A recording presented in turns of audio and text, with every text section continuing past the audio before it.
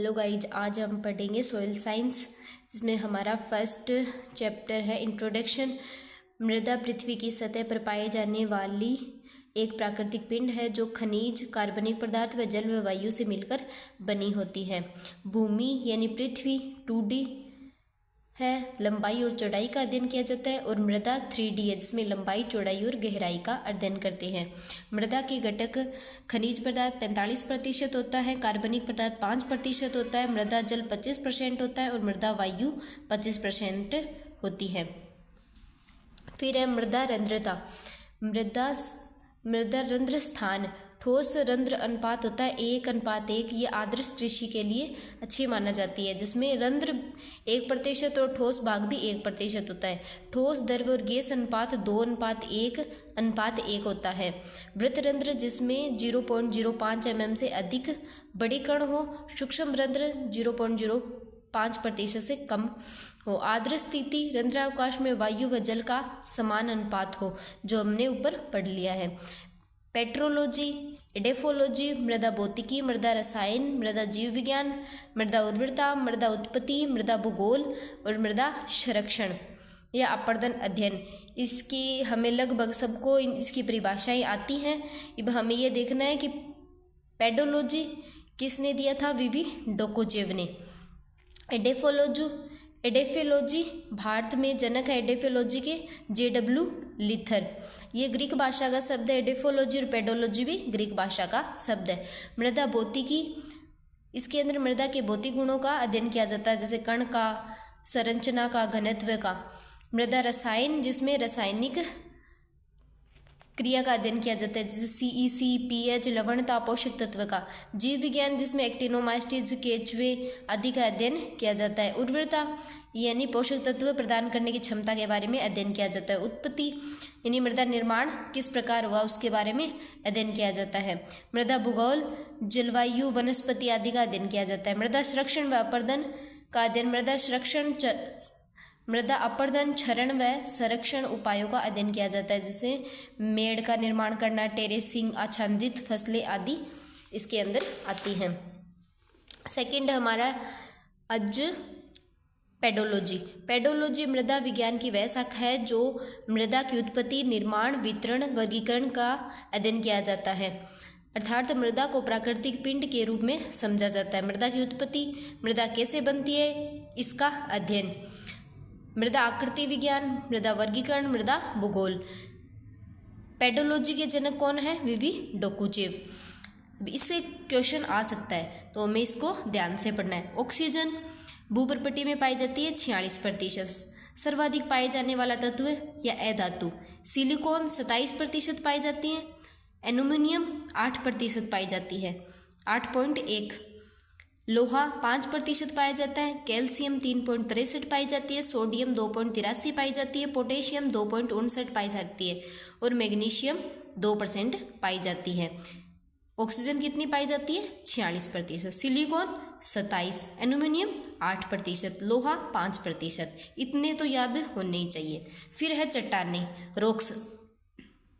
चट्टानें पृथ्वी की भूप्रकृति में पाई जाने वाली प्राकृतिक ठोस संरचना है जो एक या अधिक खनिज, मिनरल्स, कार्बनिक पदार्थ से बनी होती है। चट्टानें पृथ्वी का स्थल मंडल के रूप में मूल इकाई है। एकल खनिज चट्टान चूना पत्थर, एकल खनिज से बनी है वो चूना पत्थर, कैल्साइट। बहु खनिज चट्टान ग्रेनाइट हो जाएगी।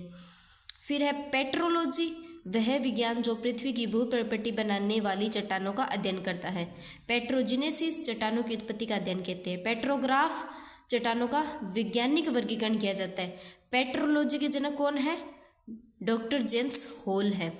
चट्टानें एकल खनिज चूना पत्थर, कैल्साइट। अनेक खनिजों से ग्रेनाइट, क्वार्टज और फेल्सपार अभ्रक, ये है अनेक खनिजों से बनी हुई। चट्टानों का वर्गीकरण, अग्न्य चट्टान उत्पत्ति के आधार पर प्लूटोनिक और यानी आंतरिक चट्टान और बाह्य चट्टान। रासायनिक आधार पे अम्लीय, उदासीन और क्षारीय। अवसादी चट्टान और रूपांतरीय चट्टान। फिर है मृदा में पोषक तत्वों के स्रोत, नाइट्रोजन का स्रोत है कार्बनिक पदार्थ, फास्फोरस का एपेटाइट, पोटेशियम का फेल्सपार, कैल्शियम का जिप्सम, डोलोमाइट, मैग्नीशियम का डोलोमाइट, गंधक का कार्बनिक पदार्थ और जिप्सम। मैग्नीज का कौन है? पाइरोलुसाइट। मैग्नीज का कौन है? पाइरुलोसाइट। बोरोन का टूर्नेमेलाइन। जिंक का सेफेलेराइट। मोलिब्डेनम का है ओल्विन। लोहे का है हेमेटाइट। तांबे का है चाइकोपाइराइट। भूपर्पटी में खनिजों की संरचना, यानी भूपर्पटी में सबसे ज्यादा कौन सा खनिज पाया जाता है? फेल्सपार। 48% सबसे ज्यादा फेल्सपार पाया जाता है। क्वार्टज कितना पाया जाता है? 36%। और माइका 12% पाई जाती है। इवं मृदा के रंग, यानी लाल मृदा किसके कारण होती है? हेमेटाइट या लोहा ऑक्साइड के कारण। पीली लिमोनाइट के कारण। काली टाइटेनियम और कार्बनिक पदार्थ के कारण।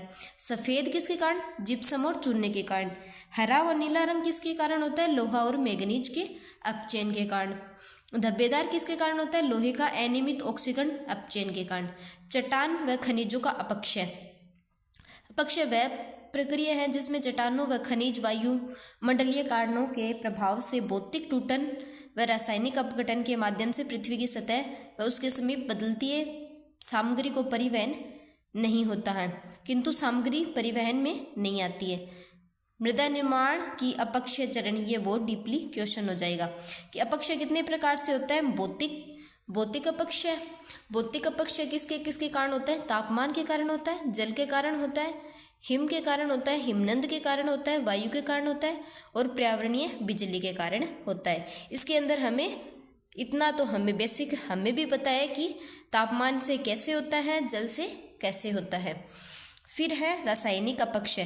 खनिजों का रासायनिक अभिक्रिया के कारण अपघटन होना रासायनिक अपक्षय कहलाता है। इसमें कौन कौन सा आएगा?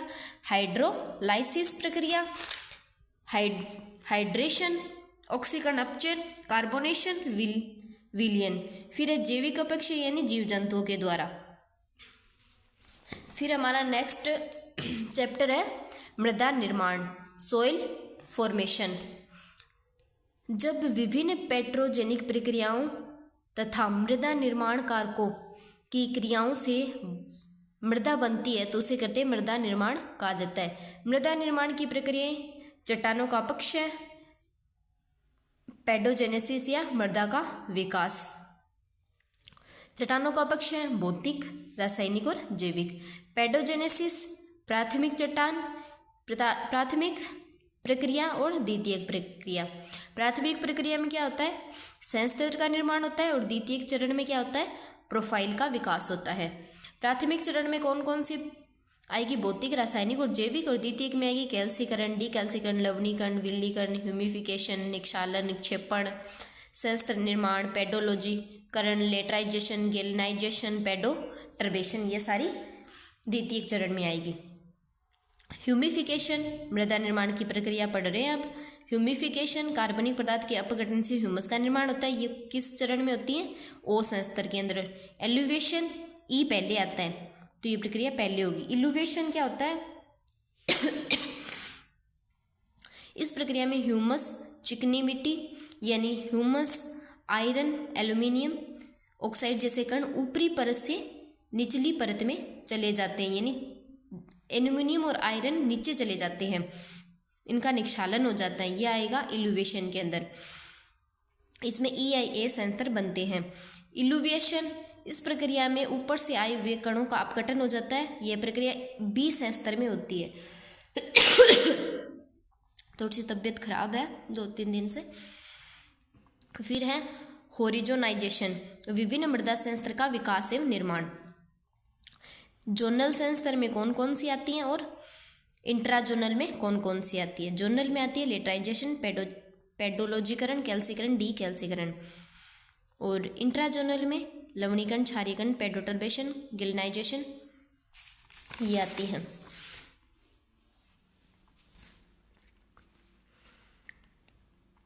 पोर्टजोलाइजेशन और लेटराइजेशन में क्या अंतर है? पोर्टजोलाइजेशन रूसी शब्द है, इसका अर्थ है राख जैसा। लेटराइजेशन लैटिन शब्द है, इसका अर्थ है ईंट जैसा लाल रंग। इसके अंदर ह्यूम्स व सेक्सी ऑक्साइड नीचे की परतों में घुलकर चले जाते हैं और सिलिका ऊपर जमा हो जाती है। इसमें सिलिका नीचे चली जाती है और सेक्सी ऑक्साइड ऊपर आ जाते हैं, यानी विपरीत प्रक्रिया हो रही है। ये भी आर्द्र क्षेत्र में उतरी हुई है। लेटराइजेशन भी आर्द्र क्षेत्र में होता है। मृदा की उर्वरता कम हो जाती है, चारागाह व ग्रेजिंग हेतु उपयोग की जाती है। इसमें लेटराइट मृदा बनती है, केरल और कर्नाटक के अंदर सबसे ज़्यादा पाई जाती है। लेटराइट मृदा का प्रथम वर्णन किसने किया था? बुकानन ने मालाबार हिल्स केरल के अंदर किया था। यह मृदा निर्माण ईंट निर्माण के लिए उपयुक्त होती है। इस क्षेत्र में कवकीय वृद्धि ज़्यादा होती है। पोडोजोलाइजेशन में कवक ज़्यादा बनती है और लेटराइजेशन के अंदर जीवाणु ज़्यादा बनते हैं। कैल्सीकरण में कैल्शियम कार्बोनेट जमा हो जाता है। ये शुष्क व अर्धशुष्क क्षेत्रों के अंदर ज़्यादा बनती है कैल्सीकरण। डीकैल्सीकरण कैल्शियम कार्बोनेट का दोकर यानी क्षालन होकर निकल जाना, रिमूव हो जाना। लवणीकरण सोडियम, कैल्शियम, मैग्नीशियम के क्लोराइड, सल्फेट का संचयन मृदा के ऊपर हो जाता है, जब लवणीकरण मृदा कहते हैं। ये भी शुष्क अर्धशुष्क क्षेत्र में होती हैं।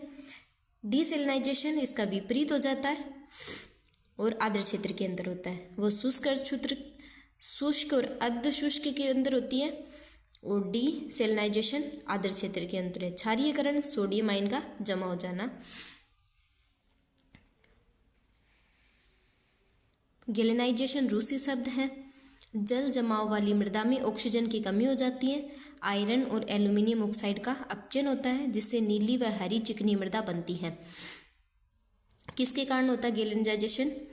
अपर्याप्त जल निकास के कारण, जल जमाव के कारण, ऑक्सीजन की कमी के कारण।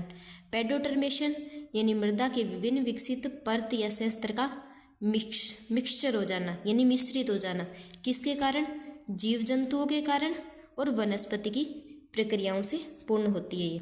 इसमें फ्लोरल टर्बिलाइजेशन यानी फ्लोरल यानी पौधों के द्वारा और फोनल यानी सूक्ष्म जीवों कीटों के द्वारा। फिर है मृदा निर्माण के कारक। डोकुचेव के अनुसार 3 कारक है, पैतृक पदार्थ, जलवायु और जीवमंडल। जेनी के अनुसार 5 कारक है, जलवायु, जीवमंडल, जीवाश्म, स्थलाकृति पैतृक पदार्थ और आयु या फिर समय। मृदा निर्माण के कारक विविध डोकुचेव ने पैतृक पदार्थ, जलवायु और जीवमंडल के आधार पे बांटा था। मृदा निर्माण के जनक है विविध डोकुचेव। सर्वप्रथम बहुकारक सिद्धांत किसने दिया था? विविध डोकुचेव ने। क्षेत्रीय व अंतर क्षेत्रीय वर्गीकरण भी, जोनल और इंटरजोनल का वर्गीकरण भी किसने दिया था? डोकुचेव ने। जेनी ने क्या दिया था? मृदा निर्माण की समीकरण दी थी। जोफे ने क्या दिया था? 5 कारक दिए थे, वो सक्रिय और असक्रिय वाले। साइमनसन ने मृदा निर्माणकारी प्रक्रिया के बारे में बताया था। फिर है मृदा का परिवहन। जल से जो परिवहन होते हैं, नदी द्वारा जो परिवहन होता है उसे कहते हैं एलुवियल। सागर के द्वारा जो परिवहन होता है उसे कहते हैं मोरेन। झील के द्वारा होता है उसे कहते हैं लेकस्टाइन। रेत के द्वारा जो होता है उसे कहते हैं एलुवियल। गाद के द्वारा यानी सिल्ट के द्वारा जो होता है उसे कहते हैं लोयस। गुरुत्व के कारण होता है उसे कहते हैं कोलुवियल। हिमनद के द्वारा जो परिवहन होता है उसे कहते हैं मोरेन। थैंक यू गाइज, आज हमने यहाँ तक पढ़ लिया है। अब हमारा नेक्स्ट टॉपिक होगा मृदा परिच्छेदिका यानी soil profile. Thank you guys, ज़्यादा से ज़्यादा चैनल को सब्सक्राइब करना। हम इसके सॉइल साइंस के सिलेबस को कंप्लीट करेंगे। Thank you.